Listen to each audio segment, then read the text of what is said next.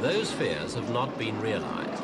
This is Saigon today, still a chaotic tangle of people, bikes, cars and pedicabs, and on the surface at least, virtually unchanged since the days of the war. The markets are crowded and there are plenty of goods on sale, though many foodstuffs have risen sharply in price during the last year. Government low-price shops and rationing have failed to control inflation.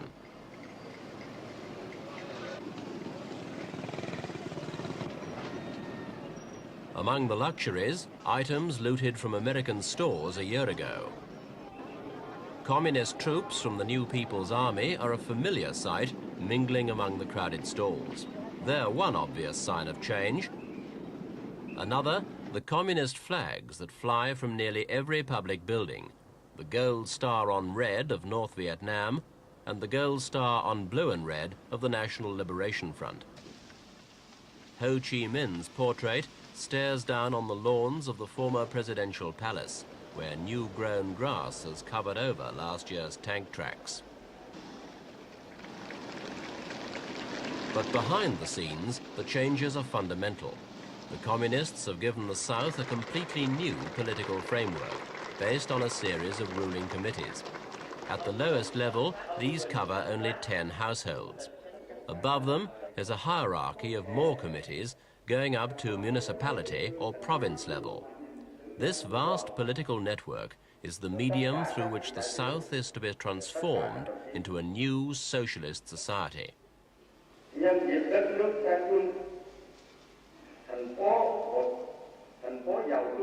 This committee is a civilian body appointed by the military to run Saigon. The problems it faces are social as well as political.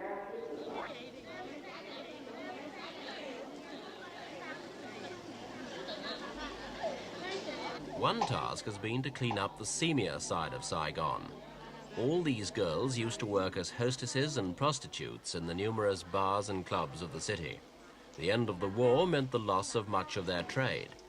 Now they've been brought to government centers like this to learn crafts more likely to earn them a living in the new Saigon.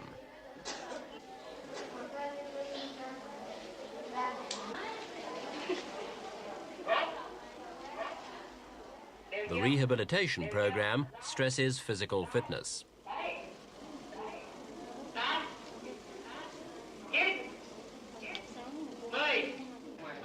Similar schemes have been started for hundreds of drug addicts, another legacy of the war. Over 200 of them, aged between 14 and 65, attend this center, where treatment ranges from medical care to group-organized physiotherapy.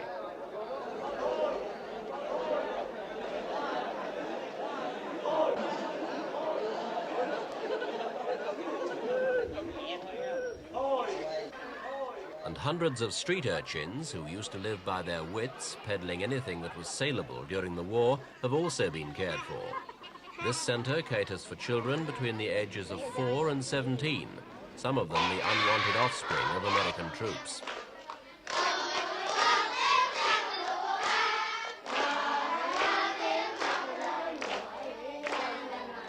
Rehabilitation is not confined to the young and underprivileged. In one way or another, it's affected nearly every individual in the country. This is a re-education centre for former officers of the South's Army, one of hundreds throughout Vietnam at which attendance is compulsory. In courses lasting anything from 3 days to 3 months, the people are indoctrinated in the history and theory of socialism by communist cadres.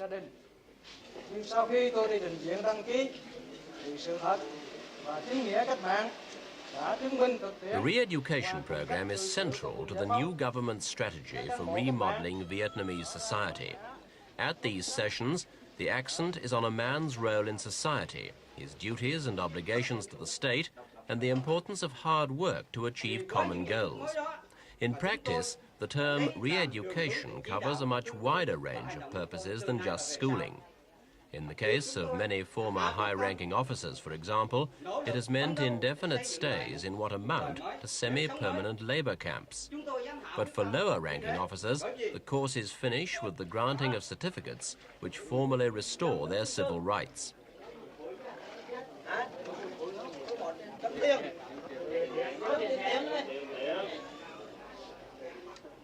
The point of all this re-education is to create a social and political climate like North Vietnam's, and so help to prepare the way for a reunification of the two Vietnams, which is the chief goal of government policy.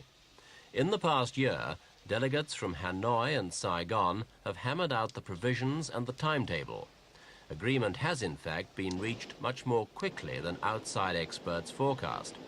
The basic details of the reunion plan were ratified last December at a specially convened session of the South Vietnam People's Congress.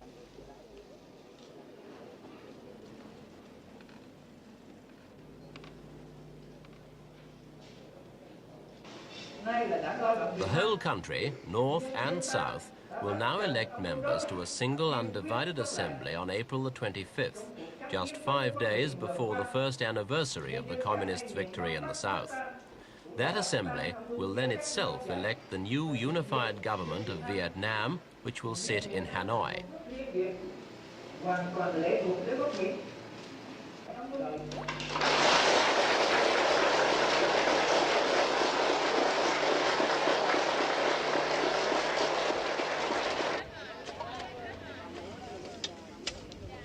Physical reunification has progressed even more quickly. In the past year, over 70,000 workers have toiled along the old railway line between Hanoi and Saigon, the reconstruction of which has become the symbol of national unification. The project involved the rebuilding of 600 miles of track, 160 bridges, 12 tunnels, and some 200 stations. It's been called, appropriately enough, Tong Nhat, the Unification Railway. The first section of track into North Vietnam was completed last August with East German assistance, and in December, a regular service began on the whole 1,000-mile route between North and South.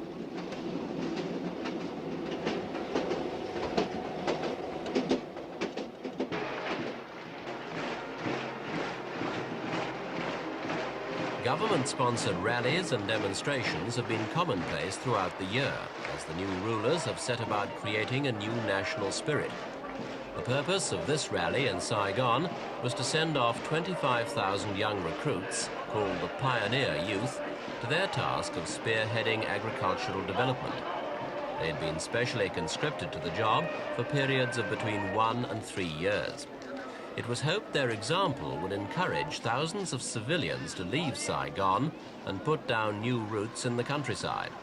500,000 people have already left the city since the communist takeover, but many more will have to do so before Saigon's present population of 3 million and the consequent unemployment is reduced to more manageable proportions.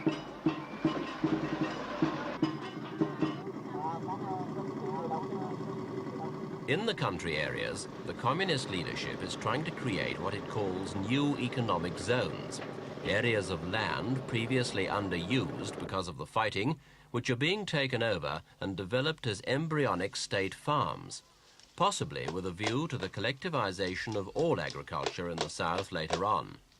At the moment, though, little is being done outside these areas to change the old rural way of life based on peasant ownership.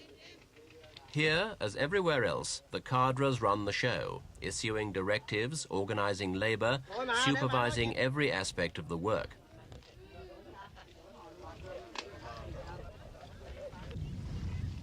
The peasant population has gone through the same process of re-education as the urban worker, but even the most ardent communists admit that the task of remolding peasant attitudes is the most difficult of all.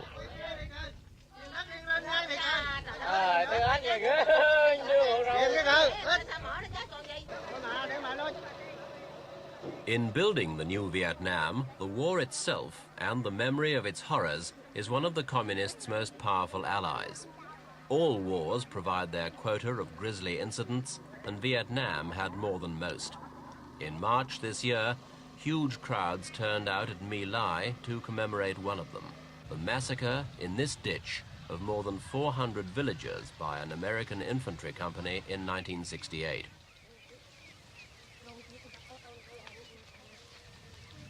The graves of the victims are close by, their plaques recording the date of one of the most infamous incidents of the war.